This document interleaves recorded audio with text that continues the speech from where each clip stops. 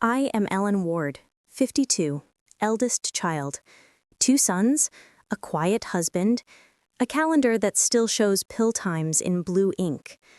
My father, Walter, was a machinist, then a staff sergeant, then a man who kept his lawn cut like a crew cut and his receipts in coffee tins.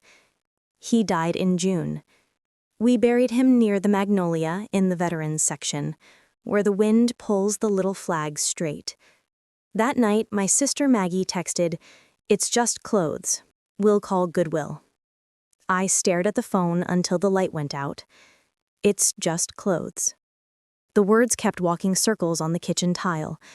I set the phone down and finished wiping the counters, one square at a time. In the spare bedroom, the uniform hung like a question. The jacket smelled faintly of cedar and dry cleaning fluid. I ran my thumb over the stitched name, Ward. The fabric gave a little, the patches did not. In the inside pocket, a folded paper crackled. Not the one I was thinking of, a PX receipt from 1992. Smokes, shoe polish, a deck of cards. I left it in place, closed the closet, set 2 boxes by the door. One for keep, one for dispute later. June turned to July. The mail came in bursts. Hospice statements, the last water bill, a thin envelope from the Department of Veterans Affairs, addressed to Walter Ward with a forwarding sticker. I placed it on the ceramic plate where he used to put his keys and his hearing aids. I brewed coffee and waited, like he would on inspection day. Then I opened the envelope. Your claim for disability compensation has been reviewed. The letter was plain, no decoration, just amounts. Retroactive, service-connected, names of joints like old friends, knees, shoulder, tinnitus like a small insect but never dies. I read it twice. It was not news to me that he had been approved. Months earlier, I had helped him gather work history and service numbers, the ones he kept on a card behind his driver's license. He would pretend not to need help, then wink and hand me the binder anyway. What surprised me was the figure, the back pay. It could fix a roof. It could pay for the chairlift he refused. It was not just pocket money. I called Maggie. She did not pick up. I left a clear message. We need to freeze distributions until probate. VA award letter came. Call me. No answer that night. A day later, she replied by text. Don't make this dramatic. We already spent on Dad's memorial. And then, it's just clothes, Ellen. The phrase again, like a broom pushed at my shoes. I sat with the ledger. Hospice charges, co-pays, the unfeed lawn service. I marked each item in steady strokes. I printed bank statements. Small cash withdrawals had begun in spring. $40, $80, $100. Regular days, different ATMs. My brother-in-law Troy had the debit card by then. To help, just until Dad gets his strength. Dad did not get his strength. Troy kept the card. I requested the ATM footage. You can ask the bank if the account holder is deceased, and you are the executor. The video did not come before the hearing, but the withdrawal list did. Rows and dates. I circled the week after hospice admitted Dad. 5 withdrawals that week. Cash, cash, cash. When probate opened, we met in a beige courtroom with the clock that showed 5 minutes slow. A ceiling vent hummed. The clerk called our case. The judge wore a kind face like a teacher who knows your family. My attorney, Connie, was firm and quiet. Maggie's attorney had cufflinks and a laugh that did not reach his eyes. Troy wore a short-sleeved shirt and a tan that had never seen a roof job. Our stepmother, Lorraine, sat in a print dress, eyes on her purse. We stood when the judge entered. I placed the banker's box at my feet. The lid had a crease where my youngest son had tried to help carry it and bumped the mailbox. Connie put 3 exhibits on the table in a neat row. I kept the VA letter flat under a manila cover, as if hiding a good card until the right hand. The judge asked about debts, assets, and disputes. Mostly small items, the cufflink said. Clothes, tools, a few accounts. We can resolve informally. It's just pocket money. He smiled like this was neighborly. I looked at the floor until the humming settled. Then I set the manila cover aside. The VA award letter arrived after death, retroactive benefits, service-connected disability. She slid the page to the clerk. The clerk lifted it like you lift a photograph of someone you have not met but feel you should greet. The judge nodded to the clerk. The clerk fed it into the scanner. The light bar swept across the page. Slow, even, green eyes calm. The glass made a small thud. On the monitor, the numbers appeared. Maggie's face changed first. Lorraine pressed her lips. "We will need an accounting," the judge said, "of all withdrawals from the decedent's accounts in the last 24 months. Connie placed the bank statements on the table. Dates, times, ATM locations. Troy shifted in his seat. Lorraine spoke up. Walter liked to keep cash by the window. He said banks forget you. Connie handed over color printouts of each withdrawal. This is not a coffee can by the window. This is a card in someone else's hand. Cufflinks laughed softly. We are talking about small sums here, not real assets. He tapped the page with a pen. A few hundred here and there.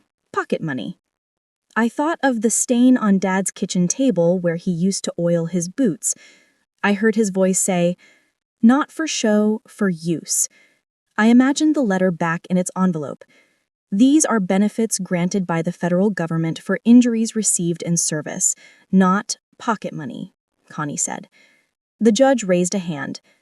Counselor, let's keep the temperature down. He turned to me. Miss Ward, can you summarize your concerns? I stood. I kept my hands on the back of the chair. Cash withdrawals increased when Dad could no longer drive. The POA dates shift after hospice admitted him. There are home improvement charges marked Reno that do not match any repairs at Dad's address. I provided hospice invoices, pharmacy logs, care schedules. My sister says it's just clothes, but the clothes fired the same muscles for 30 years. My father earned those patches. The VA letter is not decoration, it is recognition. Lorraine looked at the floor. He told me to give the grandchildren some bills for ice cream. He liked to see their smiles. I brought the recording, Connie said, of Mr. Ward's message to his primary care the month before he entered hospice. He mentions reserving funds for property taxes and the grandkids' 529s. He does not mention cash gifts. The judge lifted an eyebrow. A recording? Voicemail. We obtained a copy through the portal with authorization while he was alive. She pushed a small speaker to the clerk, who connected it. The voice came through thin and human, the way voices do when they cross distance. Doc, it's Walt Ward. You were right about the chair pad. Pain eased up a little. Ellen's coming Saturday to help me sort the bank stuff. I want to set the tax money aside so Maggie doesn't have to worry if I go quick. He coughed. And I want the grandkids' college thing locked in. I don't think straight after supper. Better do it now. The message ended with a breath. Maggie kept her eyes forward. Troy's jaw flexed. The cufflings cleared his throat. A kind sentiment. Still, this letter, whatever it says, arrived after Mr. Ward's death. These funds may not be part of the estate. And the small cash items, look, surely we can be reasonable. Connie nodded. Reasonable is fine. Reckless isn't. We're asking for a freeze and an accounting. Then distributions per the will. Also, we contest any post-hospice POA usage or any transfers to non-estate use without receipts. The judge looked at me again. Miss Ward, you were the primary caregiver? I did overnights. I took the night slots because I'm calm at 2 a.m. I have the log. Insulin alarms, dressings, names and times. Not dramatic. Just done. In my mind, I was back in the bedroom with the blue lamp. 2 o'clock in the morning. his breath like a slow bellows. The pump beeped. I wiped his forehead with a cloth that smelled of mild soap. He stared at the ceiling. "You all right?" I asked. He squeezed my hand once. I counted out the pills into the plastic tray. The house made small settling sounds, like it exhaled for us. At 3, the pump quieted. I wrote the numbers in the notebook he had used for fishing weights when we were young. My handwriting sits next to his old lists: worms, hooks, gas.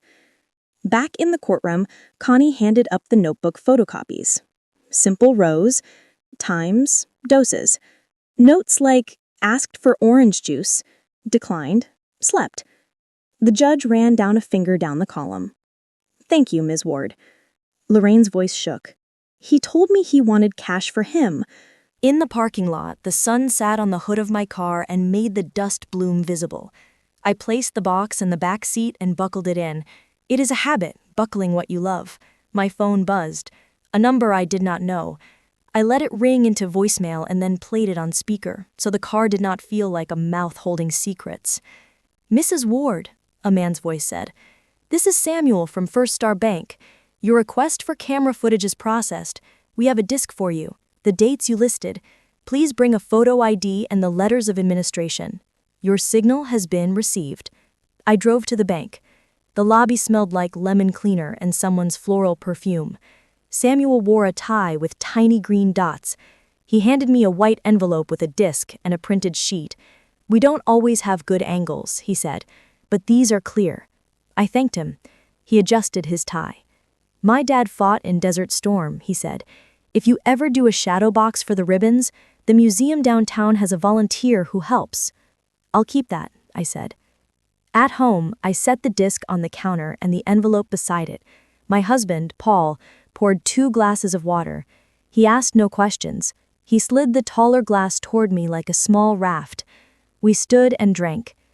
Then I clicked the disc into the old laptop Dad refused to replace. A window opened with 4 squares.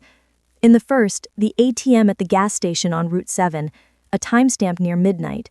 A man in a ball cap looked over his shoulder, then dipped his head like a horse.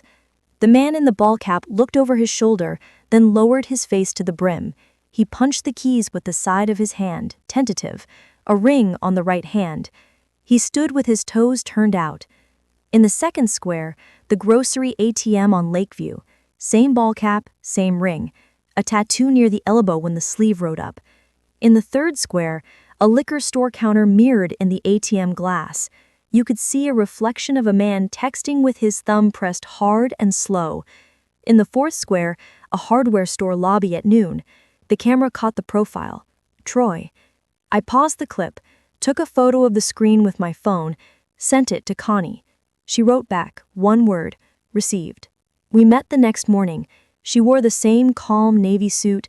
The office smelled like old paperbacks and the lemon wipes she used on her desk.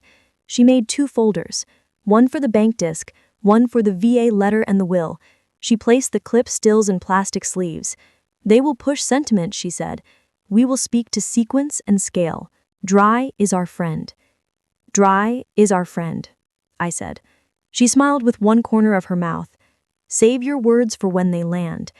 At home, Paul repaired the wobble in the kitchen chair by turning the screw 1/4 at a time. He set the screwdriver down on a folded towel so it would not scar the table. He looked at me and waited. I told him about the footage. He nodded once. "The ring," he said. "He never takes it off." "Not even to pump gas?" I said. "Not even," he said. We slept with the window open for the first time since June. The crickets laid a soft track under the night. My father used to say the crickets were telling time. He could count the chirps and tell the temperature. I lay there and counted.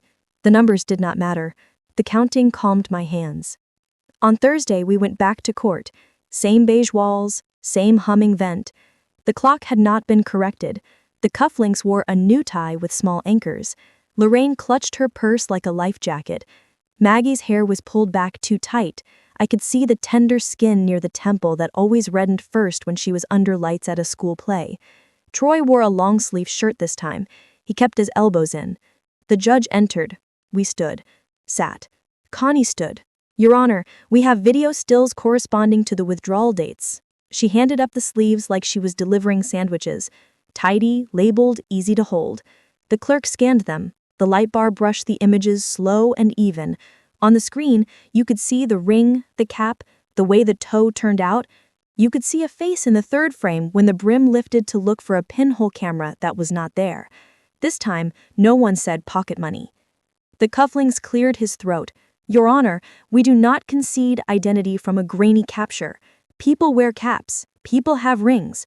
If there was misjudgment in the stress of care, we regret the tone earlier, but misunderstanding is not malice. The judge did not look at him. He looked at the dates and then at the hospice admission. He looked at the POA and then at the evaluation note. He drew a single straight line from one margin to the other. We are not measuring hearts. We are measuring time. Lorraine began to cry without sound. The tears took a clean path down her face. Maggie reached into her purse for a tissue, then stopped and took out a folded shape instead. She held it on her lap. The shape was navy. She kept her hands under it the way you hold something you are not ready to show. Mrs. Ward, the judge said to me, you asked for preservation of service items. I did, I said. Maggie looked at me. Then she stood. I brought the jacket. I took it home and then felt wrong about it. It's not just clothes. Her voice fell on the last word. She looked at the fabric like it could save her. She walked it to the clerk and laid it down. The jacket made a soft sound against the wood. Cloth and history. Connie did not touch it. She said, "Thank you, Miss Perkins." Maggie blinked at her maiden name and nodded. We had not heard it in years. The cufflinks tried to move us to a compromise. We propose reimbursing documented non-estate expenses, a good faith settlement on disputed ATM items, close the matter with grace for a simple family. Connie kept her tone level. Grace and math are not enemies. We accept reimbursement with receipts. We require return of undocumented polls in full. We maintain that the POA, if used after the capacity note, voids those transactions. We ask the court to order a neutral to set the schedule. The judge called a short recess. We stood in the hallway. There was a poster about jury duty with a photo of a retired teacher, a soldier, a man in a hoodie. Everyone looked like they would stand up if called. The water fountain still could not make cold. Maggie came near me, she said. I didn't know about the Green Harbor bill. I saw the line and thought it was the funeral. You can check, I said. Ask for the bill. Names, items, times. She nodded. I will. Lorraine edged closer. He did give small cash, she said, for laundry quarters, for my hair. He said he could not stand the gray at his funeral. I told him I didn't care. He insisted. I did not ask for a boat. She said the word boat as if it were a foreign fruit with a bright skin and a bitter core. Troy leaned on the wall with his hands in his pockets. No ring showed now. He kept his eyes on the floor. I messed up, he said. The words came quiet. I thought it was coming to the house anyway. I thought we could float a little. I was wrong. I did not answer. A float is a raft. A float is also a lie. We went back in. The judge spoke without decoration. Here is the order. Freeze continues. A neutral accountant will review 2 years of transactions. Any withdrawal that cannot be tied to decedent's care, housing, taxes, or specific gift evidenced by writing will be returned within 60 days. Power of attorney usage after the capacity note will be presumed invalid, subject to evidence. Service items remain with Mrs. Ward. The question of retroactive VA funds will be briefed. The court acknowledges the dignity of service and the specificity of federal benefits. We will treat them with that care. The cufflinks started to say, "Thank you, Your Honor," in a way that sounded like a closing prayer. The judge added, "Language matters. We will not refer to compensation as pocket money. We will not refer to service uniforms as clothes." He looked at Maggie's hands on the jacket. "We will call things what they are." Connie asked for one more item. Your Honor, my client requests that any memorial reimbursements go to the person who purchased the food and supplies. Lorraine raised her hand. That was me, she said. I fried the chicken. I made the potato salad. I bought the ham. The judge smiled for the first time. It made him look like a father at a long table. Submit your receipts, Ms. Ward, he said to me, then corrected, Ms. Lorraine Ward. He started to write, then paused. Do you have them? She reached in her purse and pulled out a stack. Grease-streaked, folded twice. She smoothed them as if smoothing a child's nap blanket. Right here, she said. Good, he said. Then we will repay the cook. We were done. Papers shuffled, people stood. The jacket came back to me in the careful short arms of the clerk. I nodded thanks. The cloth held a day's weight. In the parking lot, the heat climbed off the blacktop in slow waves. Troy came up beside me. He did not touch the box. I'll make it right, he said. His voice had lost the float. That will help, I said. I was scared, he said. I know, I said. He looked at the jacket. I never had someone in my family with a uniform, he said. You do now, I said. Maggie came around the car. She stopped a step away. I don't know how to fix us, she said. We stop trying to win, I said. We start trying to match the ledger to the life. She nodded. I'm sorry about the words, she said. It's just clothes. I said it because I was afraid if I looked at the jacket, I'd hear him. What would he say? I asked. She swallowed. He'd ask if we had gas in the car. He'd ask if you took your pepper spray. He'd ask if I locked the back door. Then let's answer him. Yes, yes, yes. She smiled quick and small. Do you remember when he would radio us on the walkie-talkies when we rode bikes? Unit 1, report.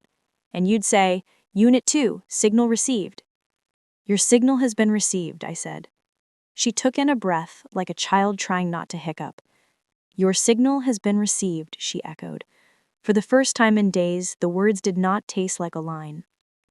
At home, I laid the jacket on the bed with the white coverlet. I set the VA letter in the inside pocket, folded once along the crease that the machine made. I closed the buttons. The cloth had a little give and then held. I pressed the grommet of the top button with my thumb. The metal was cool. Paul came in with 2 sandwiches wrapped in paper. He set one on the dresser and one on the nightstand. Hungry now or later? He asked. Later, I said. He stood beside me. We did not touch the jacket again. We did not make a speech. He pointed with his chin. You'll want a shadow box, he said. I will, I said. Samuel at the bank said there's a volunteer at the museum. He nodded. We'll go Saturday, before the crowd. On Friday, I met Connie to sign a few last forms. She flipped to a blank page and wrote the next dates in her tight teacher's script. 7 days for statements, 30 for returns, she said. We will be kind and firm. The order leaves room for both. There's a lot of paper, I said. Paper remembers, she said. She handed me a copy of the order. She tapped the phrase, we will call things what they are. On Saturday, we drove downtown. The museum sat in a brick schoolhouse with tall windows and a bell that had not rung since the year I left for college. The volunteer met us in a room that smelled of wood polish and clean dust. She wore cotton gloves and spoke softly but not sadly. She opened a long drawer to show us examples. Some boxes were simple. Some had glass so clear it made the cloth look wet. She asked for the story in 2 sentences. He worked, he served, he was funny, I said. That's 3, she said, and smiled. It's better that way. She measured the jacket and the hat and the patches. Do you want a pocket open? She asked. Yes, this one I touched, the inside left. For a letter. She nodded. We can do that. People like to know something is tucked there.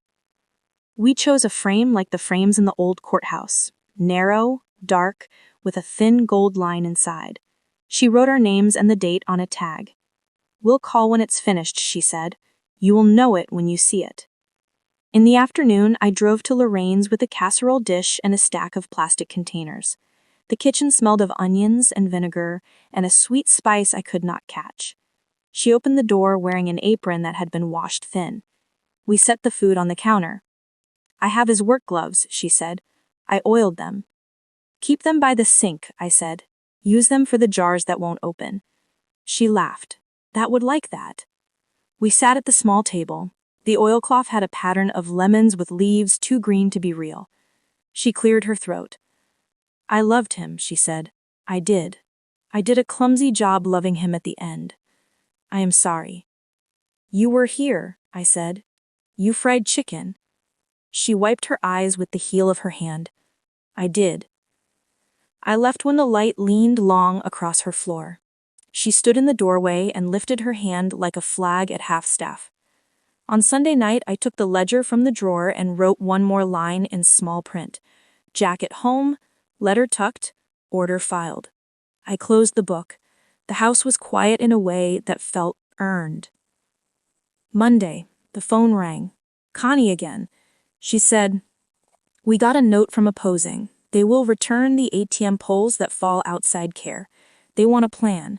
We can set one that does not break them, but that does not let them forget." That sounds right. She said, "Your sister asked if she could bring you the machinist hat. I told her yes." I said, "She can bring it." At dusk, Maggie came. No makeup, a sweatshirt with a college logo that had been washed too many times. She held the hat like you hold a baby bird. She stepped into the living room and stopped at the sight of the empty place on the wall where the box would go. She said, "It will look good there." I said, "It will." She sat. She checked the Green Harbor bill. She said, "It was Troy's team. I paid it. I told him he will pay me back." "Okay," I said. She looked at her hands. I asked Lorraine about cash. She showed me the coffee can. She had $23 and some change. She laughed and said, "It's not much of a scandal." "It's never is at the core," I said. "It's ordinary things done the wrong way." She nodded. "I was wrong about words," she said. "I thought it's just clothes would make it hurt less. It made it more." "We can practice new ones," I said. She looked at the empty wall. "Your signal has been received," she said.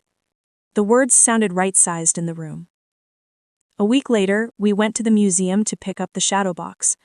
The frame held the jacket in a quiet way, like a song turned down so you could hear a child sleeping. The inside pocket stood open enough to show the edge of the letter. The volunteer had set the dog tag so the light would catch the stamped letters and make them readable at noon. She had pinned the machinist's hat so the brim lifted like a hello. We brought it home. We hung it on 2 studs, level, steady. The wall looked finished, the way a table looks when the last fork is set. I made coffee. Paul stood with his hand in his pocket, a habit he lifts from his father when he's listening. The room smelled like beans and wood and a little like fresh paint. We did not take a picture, we did not post, we sat. We let the jacket be the loudest thing. In the weeks that followed, the accountant sent neat reports with lines that matched words to numbers. There were returns, not all at once, but steady. There were short texts that said small things. Maggie sent a photo of Lorraine's pie plate with 1 slice gone. She wrote, "For you." I sent back a thumbs up and the words, "Looks right." Choi brought me a bag of screws and anchors, the strong kind. "For anything else you hang," he said. He did not step over the threshold. He did not try to fix it with tools. He said, "I'm still sorry," like a person finishing a sentence he should have started months ago. When the final hearing came, it was short. The judge signed orders like a conductor giving cues in a piece he had rehearsed. He looked at me once. "Ms. Ward," he said, "you brought your father's work into the room with you. That made this easier." I said, "Thank you." Maggie wore a dress that had seen church and funerals both. Lorraine wore the same print dress. Troy wore a tie. We stood in the hallway after and did not hug. We did not pose. We said goodbye like neighbors who understand the fence line now. At home, I stood under the frame. I placed my palm lightly on the glass. Cool, smooth. A child's laugh floated from the sidewalk as someone learned to ride without hands. In the distance, a lawnmower cut a straight path. The sound held steady, then faded. I took the letter out of the pocket for a moment. I read the first 2 lines aloud, not for drama, not for proof, just to place the words in the house he left me. "Your claim for disability compensation has been reviewed. The department appreciates your service." I slid it back into the pocket. I pressed the edge flat. I whispered, "Your signal has been received." Out back, the magnolia had put up 3 new leaves, so glossy they looked painted. A breeze moved the leaves like small flags. I watered the herbs. The hose made its low snake sound on the grass. The world kept to its tasks. Inside, I set the kettle. I pulled 2 mugs. One for me, one I placed beside it, empty, as if a visitor might knock and ask to sit. I laid the machinist's hat on the table. The brim shadowed the wood like a crescent.